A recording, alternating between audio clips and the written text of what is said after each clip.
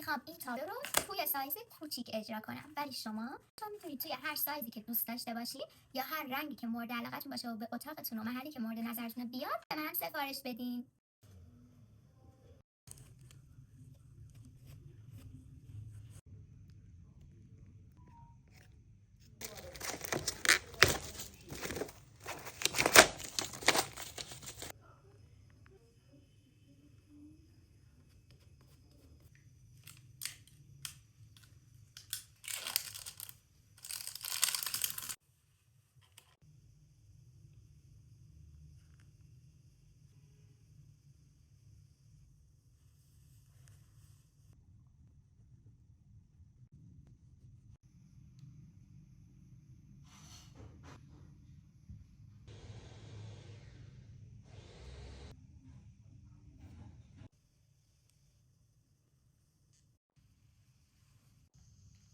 این تابلوی ساحل سرخم واسه استد کردن باهاش درست کردم. نظرتو واسم کامنت کن و طرح دلخواهتو واسم دایرکت بفرست.